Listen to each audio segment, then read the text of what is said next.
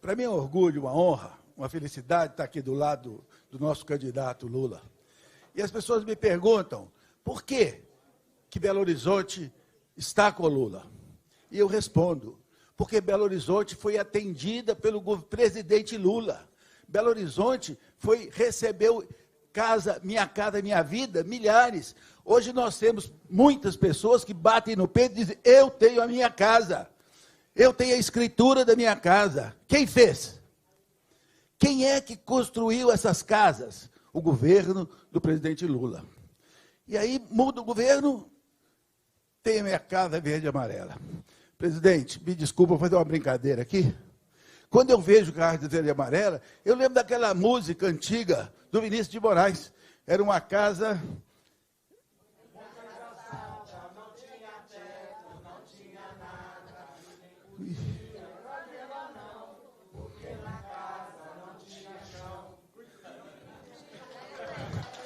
O que, gente? Porque aquela casa era feita na Rua dos Bobos, número 0. Em Belo Horizonte, Minas Gerais, não tem bobo para receber isso, não. É isso que nós precisamos. Quem, de fato, invista em Belo Horizonte, invista em Minas Gerais. Venda Nova precisa, Justinópolis precisa, Ribeirão das Neves precisa. De quem? Do investimento, dos recursos. Se o dinheiro do governo federal não puder vir, pelo menos que o governo federal nos autorize a liberar, a contratar empréstimos do Banco Mundial. E o presidente atual segurou um projeto de Belo Horizonte no governo federal sem mandar para o Senado 2 anos. Era para fazer urbanização no Cabana do Pai Tomás, era para fazer o corredor da Amazonas. É por isso que nós precisamos do Lula. É por isso que nós precisamos de um presidente que olha para o povo e respeita o povo e respeita as cidades. Eu queria aqui dizer para o povo de Minas Gerais, para o povo de Justinópolis, para o povo de Ribeirão das Neves, para o povo de Venda Nova, para o povo de Belo Horizonte. Precisamos de votar no dia 30, no 13, no Lula, porque ele será a redenção, ele será aquela pessoa que respeitará a nossa história, que respeitará a nossa cidade, que respeitará o nosso povo. Presidente Lula, conte conosco, conte com Belo Horizonte, conte com Minas Gerais. Por quê? Porque o senhor já mostrou o que é capaz de fazer por nós. Muito obrigado.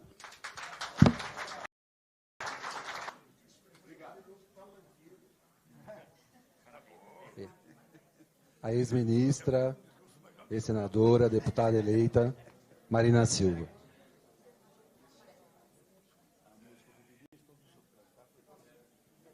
Vamos inverter. Senadora Simone Tebet. Vou pedir aqui a autorização para inverter, chamar aqui minha querida amiga e companheira Marina Silva, presidente Lula, prefeito Fuad, em seu nome cumprimento todas e todos que estão aqui, para dizer, prefeito Fuad, que não é apenas Belo Horizonte que está com Lula, é o Brasil que está com Lula, mas são as mulheres que vão decidir essa eleição. E nós vamos decidir essa eleição contra um presidente misógino, que estimula a violência contra as mulheres, porque é um covarde, estimula, lamentavelmente, inclusive estimulando que partidos políticos brasileiros agridam as mulheres. Ontem, nós tivemos 2 casos de violência política de gênero no Brasil, estimulado por este governo.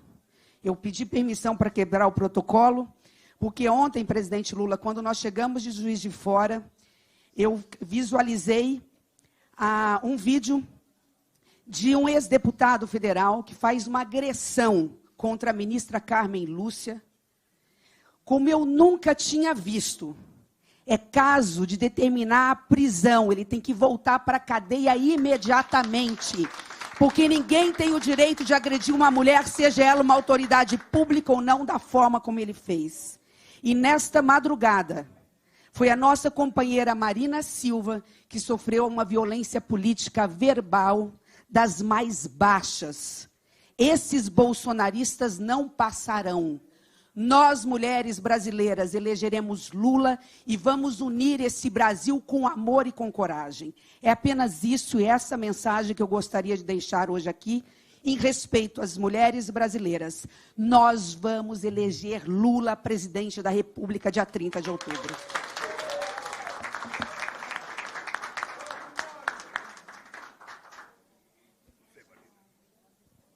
Bom dia a todos, a todas. Primeiro eu quero agradecer a Deus por estar aqui.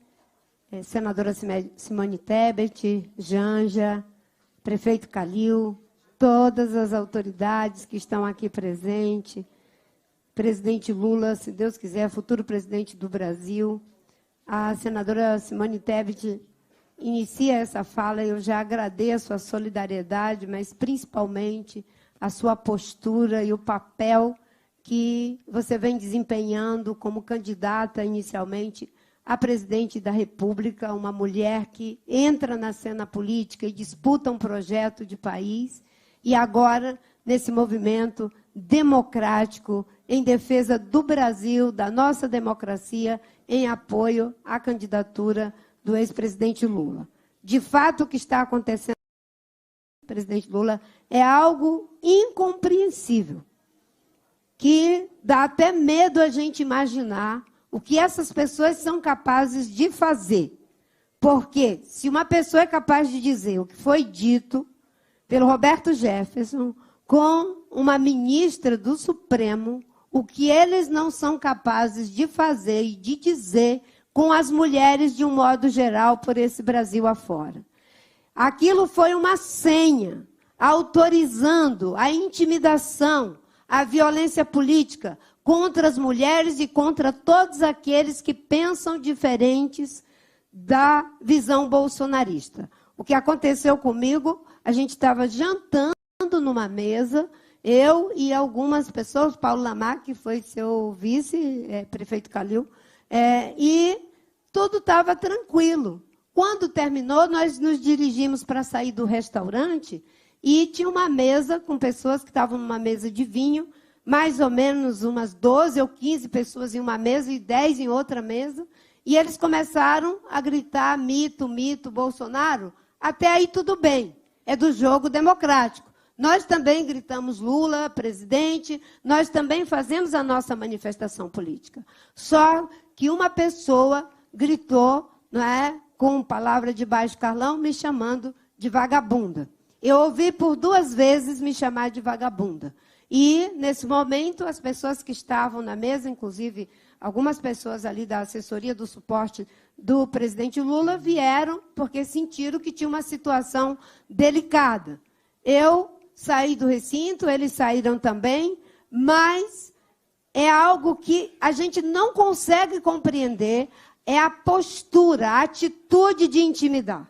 E por que, quando se trata de uma mulher, é sempre nessa questão de natureza moral, de natureza sexual. Parece que o bolsonarismo não sabe lidar com as mulheres, não sabe lidar do ponto de vista político, não sabe lidar do ponto de vista ético, não tem preparo para enfrentar aquelas que são a maioria da população brasileira. Então, em legítima defesa das mulheres, das nossas crianças, das nossas famílias, não com discurso hipócrita, que defende a família e faz tudo para desconstruí-la, da forma como fez o presidente Lula tratando a adolescente, dizendo que pintou um clima, da forma...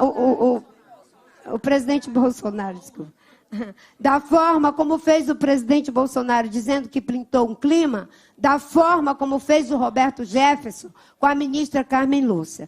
Então, nós entendemos por que deve ser Lula presidente. Porque tem compromisso com a democracia, porque tem compromisso com os pobres, porque tem compromisso com os indígenas, porque tem compromisso com os pretos, porque tem compromisso com a proteção do meio ambiente, porque tem compromisso em passar o Brasil limpo. Então, eu só quero agradecer a solidariedade de todos e dizer que o registro, né, na delegacia é para que não se atrevam a continuar fazendo isso. Eles vão responder pelos crimes de misoginia, eles vão responder por todo esse machismo que estava soterrado e que eles levantaram a tampa dessa monstruosidade para dividir o Brasil. Muito obrigada, presidente Lula, porque o senhor agora é aquele que é a sustentação política, programática e social de um projeto que vai mudar mais do que de governo.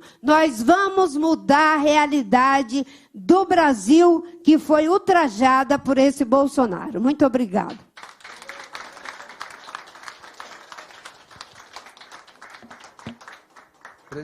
Presidente. Primeiro, eu queria aproveitar o acontecimento desagradável de ontem à noite com a Marina para dizer para vocês que isso é uma escola exemplar do fascismo no mundo inteiro. Eu lembro que na campanha do Trump, ele, ao terminar um comício, ele pedia para as pessoas que estavam lá, se alguém falasse mal dele, bater, que ele contrataria advogado para defender as pessoas. E aqui a prática de violência que essas pessoas fazem, você pode ter certeza, Marina, o cara que te xingou é um 7-1. Não é uma pessoa séria. Não é uma pessoa séria porque uma pessoa séria, mesmo que tenha um pensamento de direita, mesmo que tenha um pensamento antagônico, jamais uma pessoa séria levantaria no bar para xingar alguém. Jamais. E a gente faz política há 50 anos. Isso não existia no Brasil. Nem em cidade pequena, nem em cidade média, nem em cidade grande. E hoje o que nós vemos é violência, e mais violência verbal e, às vezes, violência física. Isso é porque nós temos um governo fascista no Brasil. É importante que a sociedade descubra isso. E o jeito de mudar isso é a eleição de outubro, do dia 30 de outubro. Veja, a minha candidatura é uma candidatura que tem, além de 10 partidos políticos, tem muitas personalidades, muita gente do PMDB, muita gente do PSDB, muitos economistas, muitos sociólogos, porque todas as pessoas que amam a democracia sabem que é necessário derrotar o Bolsonaro. Todas as pessoas. Não é possível que alguém que ama a liberdade, que alguém que ama a democracia, que alguém que ama a cultura, sabe, votar numa figura desumana como é o Bolsonaro. Ele não tem sentimento.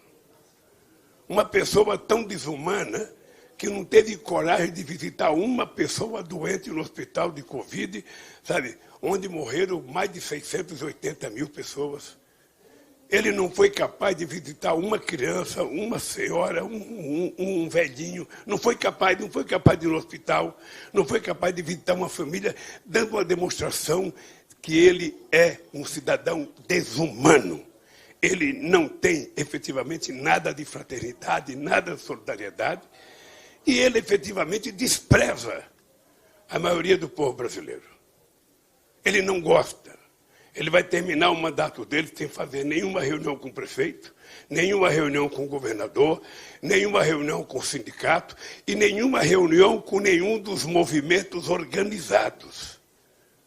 Nenhum dos movimentos organizados, seja indígena, seja o povo negro, seja a mulher, seja o pessoal que cuida da saúde, ele não reuniu ninguém. O mundo dele é ele, os seus filhos e as mentiras. E fake news. E a tentativa de destruir as pessoas do jeito que fizeram com a Marina ontem. É por isso que a democracia precisa vencer essas eleições. Além disso, o povo brasileiro está passando uma situação muito desagradável. A fome ainda é muito forte. São 33 milhões de pessoas. E o preço dos alimentos, vocês são jornalistas agora, mas vocês são cidadãos que muitas vezes vão numa feira, vão no supermercado e você sabe que os alimentos estão muito caros. Você sabe que as pessoas vão numa feira e levam para casa metade do que gostaria de levar porque o dinheiro acabou. E quando é que a gente vai, sabe, decidir isso? É que no dia 30 o povo vai ter que escolher entre o fascismo e entre a democracia. não é apenas entre um candidato, sabe, Lula e um candidato Bolsonaro, é entre a barbárie ou a democracia. É entre o fascismo e a democracia. É entre a desumanidade e a humanidade. É isso que a gente vai ter que escolher. E está chegando o dia da gente decidir. E é preciso a gente ter clareza. Esse cidadão é um destruidor de esperança. É um destruidor de sonhos. Ele passou o mandato dele inteiro aumentando a gasolina, aumentando o óleo diesel, aumentando o gás. Chega perto das eleições. Quando nós começamos a criticar o alto do preço, ele resolveu reduzir. Eu lembro que eu era presidente em 2006 e uma vez um empresário me procurou e falou assim para mim, Marina e Simone, falou assim, olha, se você reduzir 50 centavos o litro da gasolina, você ganha as eleições. Quer dizer, um cidadão que resolve fazer isso na perspectiva de ganhar as eleições, é porque ele poderia ter feito isso antes. Não fez porque ele hoje é um subordinado das empresas que importam gasolina desse país. São 392 empresas que importam gasolina pagando o preço em dólar. Quando, na verdade, quase tudo feito aqui dentro é em real. Bom, além disso, a sociedade brasileira precisa pensar bem. Precisa pensar bem. É a primeira vez na nossa história, nem no regime militar, durante 23 anos que o militar governava esse país, não teve um general que fizesse um discurso dizendo que o povo precisa estar armado. Um cidadão desumano, um cidadão que não acredita na educação, ele tira dinheiro da educação, ele tira dinheiro da saúde, e ele tenta incentivar a sociedade a comprar cada vez mais armas. Armas não educam, armas matam. E matam criança, e a gente vê todo dia. Ninguém compra uma arma para fazer o bem, só compra para fazer o mal. Se ao invés de incentivar a arma, a gente tivesse um presidente que incentivasse a educação, que incentivasse a cultura, que incentivasse efetivamente, sabe, o investimento na saúde, do ensino fundamental à universidade, da creche à universidade, a gente teria outro país. E vocês se lembram que esse país já foi mais feliz. Vocês se lembram que nesse país as pessoas comiam melhor. Vocês se lembram que as pessoas viajavam. Vocês se lembram que as pessoas compravam carro. Vocês se lembram que as pessoas trocavam de televisão. Vocês se lembram que as pessoas podiam comprar computador e celular, o que quisessem comprar. Hoje, nós temos 80% da sociedade endividada. E não é dívida simples, não. É dívida, às vezes, com cartão de crédito para comprar comida em supermercado. É por isso que nós anunciamos que nós vamos renegociar essa dívida que esse povo tem. E a maioria da dívida são de pessoas que ganham até R$4.000. E as pessoas chegaram numa situação que não podem mais pagar. Muita gente deve a água, muita gente deve a luz. Algumas dívidas, Calil Fuad, é com a prefeitura, é com o Estado. E o Estado e a prefeitura têm que compreender que tem que negociar, porque essa gente não pode ficar no Serasa, porque não pode pagar uma conta de luz, uma conta de água. A maioria da dívida é feita pelas mulheres, que é, na verdade, quem toma conta da família. Muito mais do que o homem. Então, nós vamos tentar renegociar essa dívida, tanto com o sistema financeiro, nós vamos negociar, como vamos negociar com o setor de varejo. Encontrar um jeito de limpar o nome dessas pessoas, diminuir essa dívida, para que as pessoas possam voltar a até se endividar para comprar algo que a família precisa. Mas as pessoas não podem ficar com o nome sujo como estão hoje. A outra coisa importante é que vocês viram o ministro tentando anunciar, mexer com o salário mínimo. É importante vocês lembrarem que já faz 4 anos que o salário mínimo não tem nenhum aumento real. Faz 4 anos que a merenda escolar não tem nenhum aumento real. Faz 4 anos que todas as categorias organizadas de trabalhadores que faz acordo, através do sindicato, ganha menos que a inflação, ou no máximo a inflação não tem aumento real de salário. É por isso que o povo brasileiro precisa tirar o Bolsonaro. É por isso que o povo brasileiro precisa ir na urna, sabe, no próximo dia 30. Não é apenas para eleger um outro presidente, é para conquistar uma coisa que é sagrada para o ser humano, que é a liberdade. É uma coisa sagrada que é o direito de comer 3 vezes ao dia. Uma coisa sagrada que é ter o direito de ter acesso à de ter acesso à cultura. As pessoas têm que ganhar o suficiente para sobreviver de bem. Por isso, nós estamos aqui em Belo Horizonte. Primeiro, para agradecer, Calil, o apoio, Reginaldo, Fuad, companheiros e companheiras, os votos nos dados no primeiro turno. Sabe? E eu espero que nessa visita nossa aqui, ontem nós fomos a Teófilo Otoni, fomos de Juiz de Fora, estamos aqui agora, para que a gente possa aumentar o número de votos que nós vamos ter. E, sobretudo, nós queremos trabalhar e alertar a companheira mulher. Quer dizer, nós nunca tivemos no Brasil um presidente da República que ousasse ofender as mulheres. Nós nunca tivemos um presidente que houvesse ofender os negros. Eu não me lembro o tempo, eu tenho 76 anos de idade, eu não me lembro de notícia política de uma mulher ser ofendida num restaurante por um cidadão que não é um cidadão. Na verdade, deve ser um canalha da pior espécie. E ele estava com a mulher dele. E a mulher dele não queria que ele xingasse. A mulher dele ficou puxando ele. Porque a mulher dele sabia que se uma filha dele soubesse do comportamento dele, ele ia ficar desmoralizado dentro de casa. Então, companheiros e companheiras, a nossa luta não é só para eleger um presidente. A nossa luta é para resgatar o direito desse país ser feliz. O direito da gente não perder a esperança. O direito da gente continuar sonhando e, ao mesmo tempo, ir transformando esse sonho em realidade. Por isso, nós vamos ganhar as eleições de Belo Horizonte e em Minas Gerais.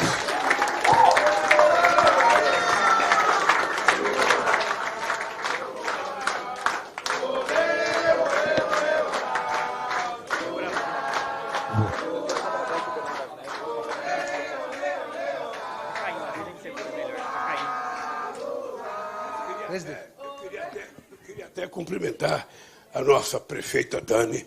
Ela foi prefeita aqui em Ribeirão das Neves, num momento muito difícil, tá? Mas ela não perdeu o hábito, sabe, de brigar. Então, obrigado, Dani. Obrigado, querida. Então, como é isso? Agora eu vou Abrir para responder as perguntas. Por favor, aqui, nome e veículo, por favor. Presidente, bom dia, bem-vindo mais uma vez. Sou o André, da TV Globo. A gente ouviu aqui relatos de ataques às mulheres e da necessidade de valorização do papel feminino nesse país. Eu gostaria de saber do senhor qual vai ser o papel da mulher num futuro ministério montado pelo senhor. Estou vendo aqui mais uma vez a senadora Tebet, a própria deputada eleita Marina Silva. Queria saber, inclusive, se esses homens podem fazer parte de um futuro ministério formado pelo senhor. Qual vai ser o papel das mulheres no futuro ministério do senhor? Deixa eu lhe dizer uma coisa. É perceptível por qualquer cidadão que faz política nesse país, ou que luta nesse país, ou que estuda nesse país, de que as mulheres hoje exercem um papel extraordinário, sabe, na luta política desse país. E as mulheres estão presentes em todas as áreas, em todas as atividades. Eu acho que as mulheres terão uma participação muito grande no meu governo. Eu tenho certeza que eu só não gosto de nominar ou dizer quantas pessoas, mas você pode ficar certo de que as mulheres, não só porque são maioria, é porque as mulheres têm demonstrado competência extraordinária em tudo que elas pegam para fazer. Seja uma prefeitura, seja o governo de Estado, seja ministra, seja na Suprema Corte, seja na primeira vara judicial, ou seja, as mulheres demonstram que têm competência e nós vamos ter mais mulheres no governo, nós vamos ter mais negros no governo, nós vamos ter indígenas no governo, ou seja, porque a gente quer mostrar que esse país vai ser verdadeiramente democrático e que o governo vai ser a cara da sociedade brasileira. Então, a composição do governo vai ter a cara do Brasil.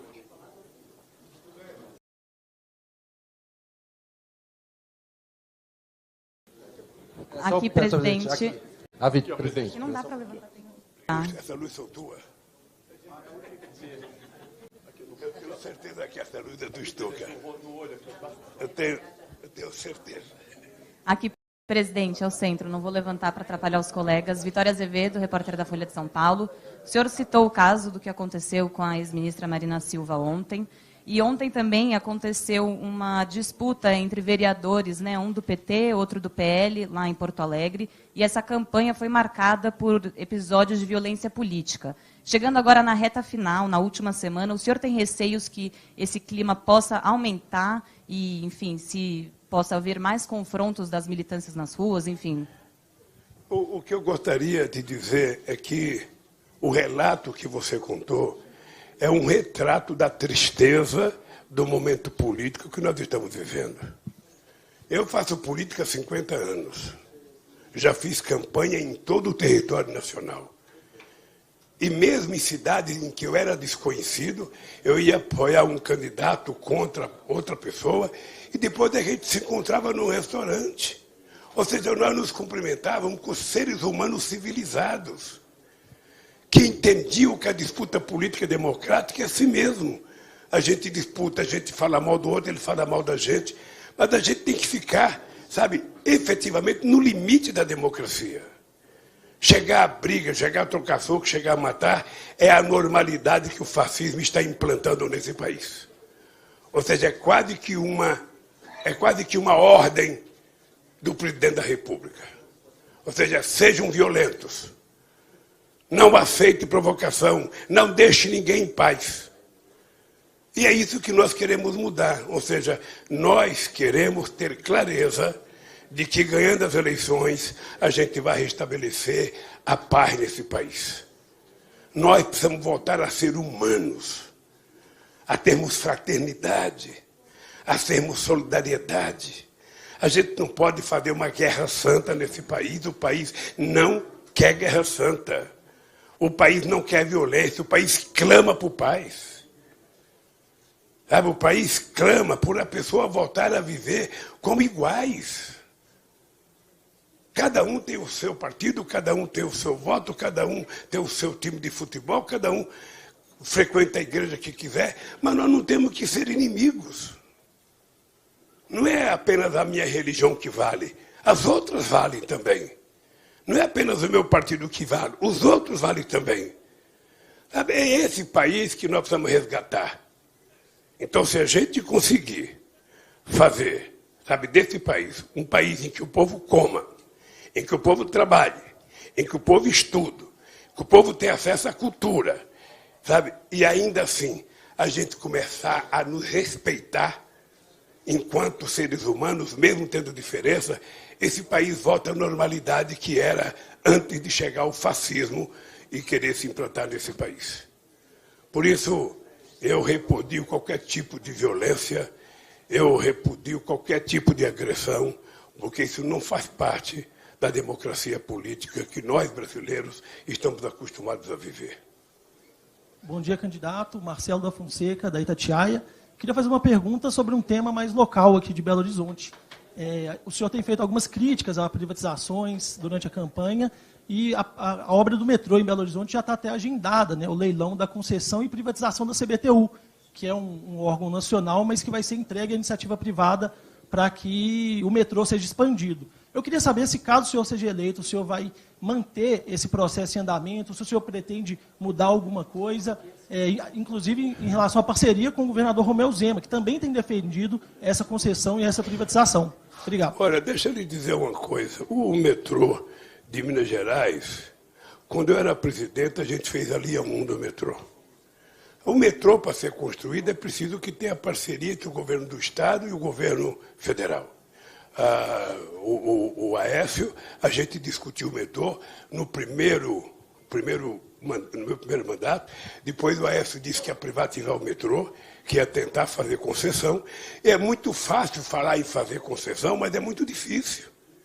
Se você pegar a BR-381 de Belo Horizonte até Valadares, a gente fez uma licitação, uma empresa espanhola ganhou, sabe? Essa empresa espanhola faliu, a obra está aí, fizeram licitação, não apareceu ninguém para fazer. E eu assumi o compromisso em Patinga que faremos essa obra, porque eu não quero mais ouvir falar em Estrada da Morte, em Minas Gerais. Sabe? E a mesma coisa é o metrô. É o metrô.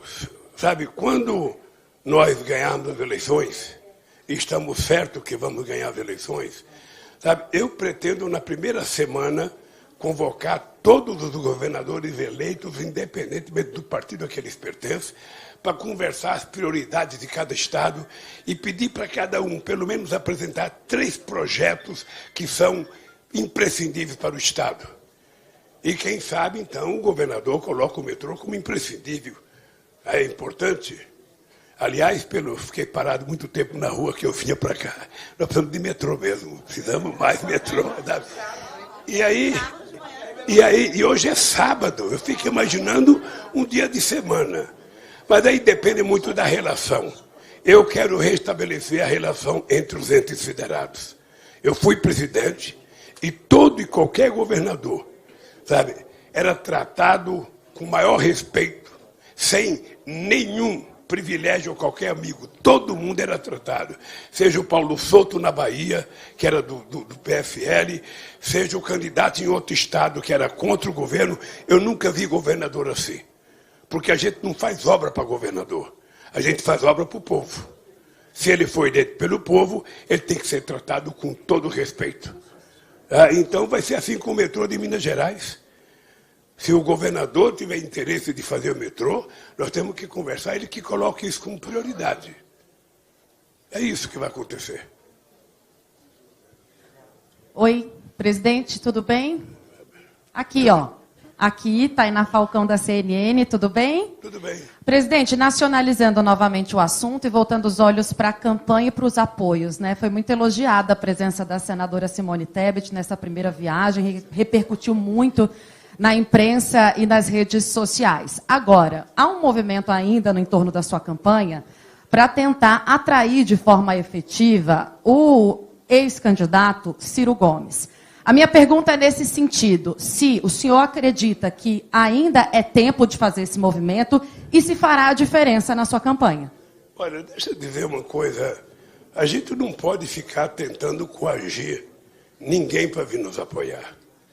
O Ciro Gomes deu uma declaração que ele acatava a decisão do PDT, que por unanimidade decidiu apoiar a nossa candidatura.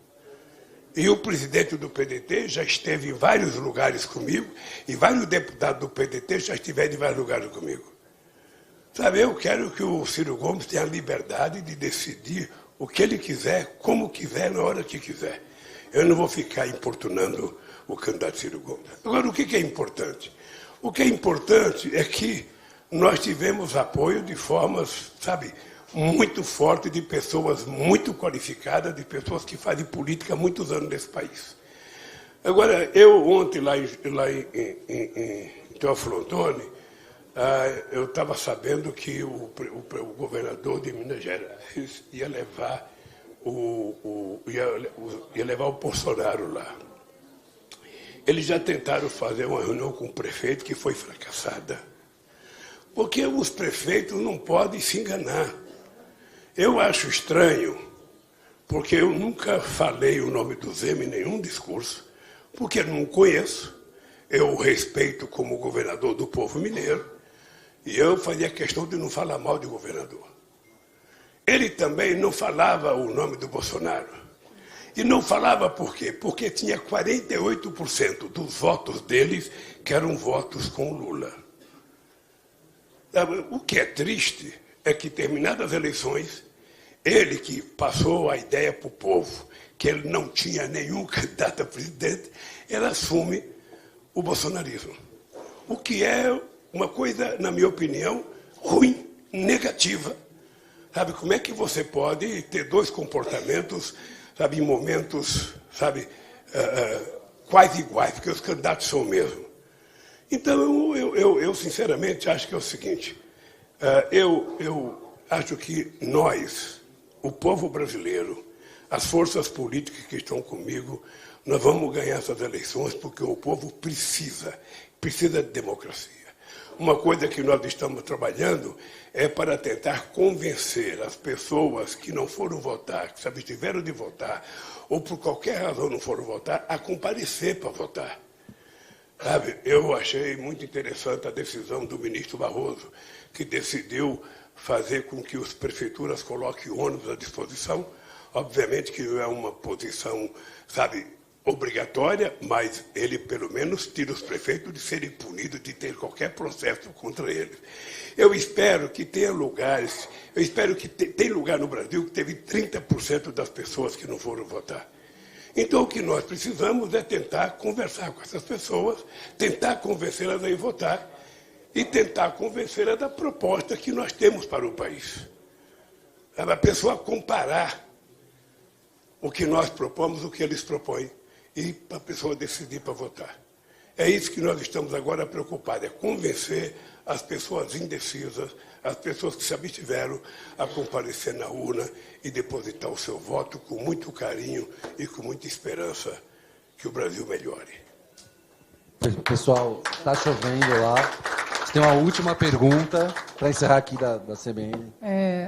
Bom dia, presidente Lula, Cláudia Pires, Rádio CBN, Discuta BH.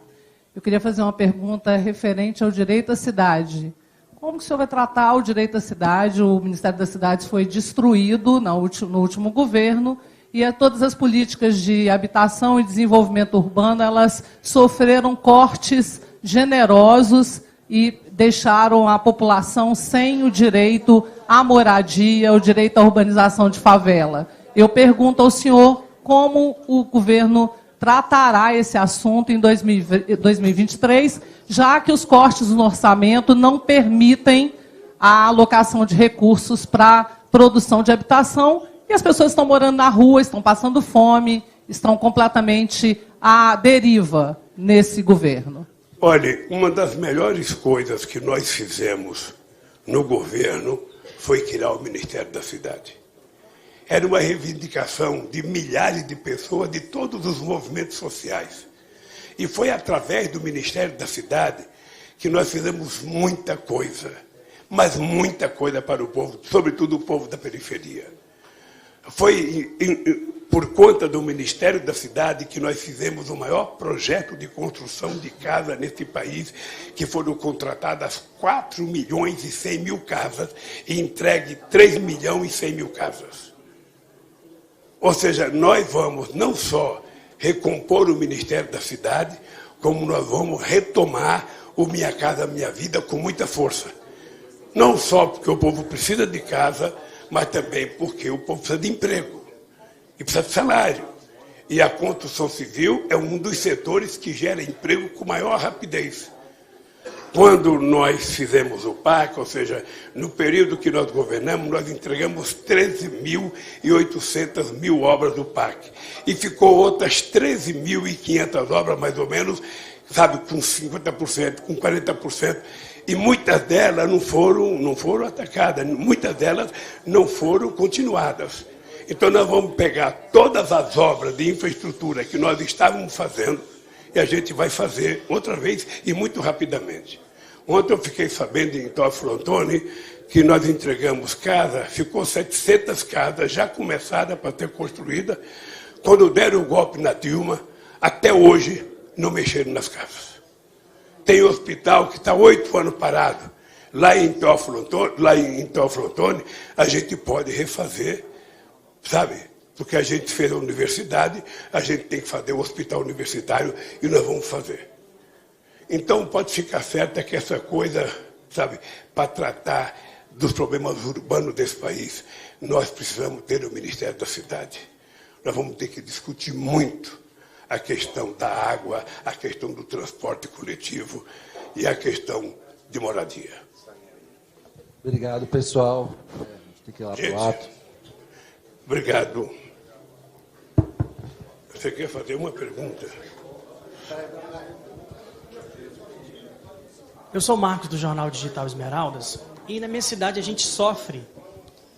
Ô, gente, se fizer silêncio aí atrás, contribui muito com a entrevista. Sou Marcos do aqui. Jornal Digital Esmeraldas e na minha cidade a gente sofre um embate muito grande do Executivo com o Legislativo.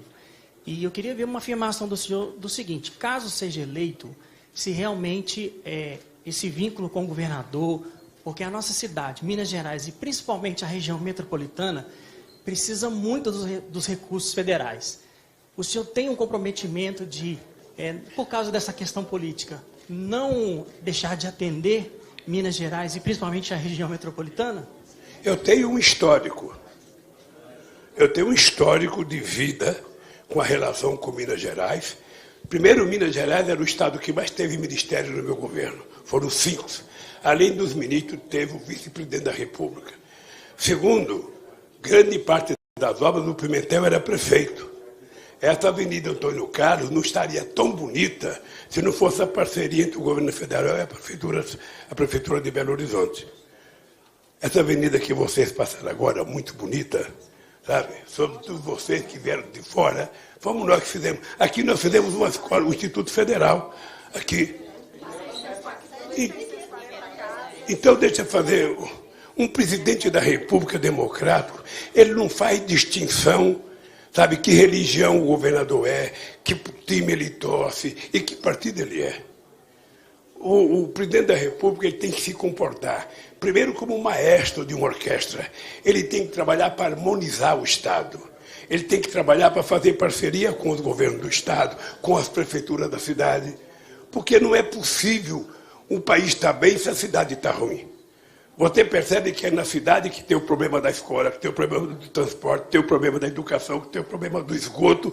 Então, a participação da Presidência da República na administração municipal, estadual, é obrigatória. É até uma questão de respeito ao povo. E aqui em Minas Gerais o Célio já morreu, mas o Célio poderia dizer o que foi a nossa relação. O Pimentel está aqui. E, lamentavelmente, o Calil não pegou nós, a presidência pegou depois. E ele disse que foi 0 as coisas aqui. Porque muitas vezes, o presidente da República está pouco ligando para os prefeitos. E eu acho que os prefeitos são uma necessidade. Eu participei de todas as 8 marchas de prefeito que teve em Brasília. Eu lembro que, antes de mim, os prefeitos foram para Brasília, soltaram os cachorros policiais em cima dos prefeitos. Eu me reunia com os prefeitos da cidade pequena, com o prefeito da cidade grande. Nós criamos uma sala para as prefeituras dentro da Casa Civil, criamos uma sala para as prefeituras em cada superintendência da Caixa Econômica, em cada estado, para que a gente pudesse ajudar os pequenas cidades, que muitas vezes o prefeito fica perambulando por Brasília, atrás de um deputado para socorrê-lo, atrás de um ministro para atendê-lo. Então nós resolvemos criar, sabe, o espaço do prefeito, dentro do Palácio do Planalto e dentro da Caixa Econômica Federal. Tudo isso vai voltar. Espero que com mais competência para fazer as coisas melhor do que já foram feitas. Obrigado, pessoal. Temos que ir mesmo. Obrigado.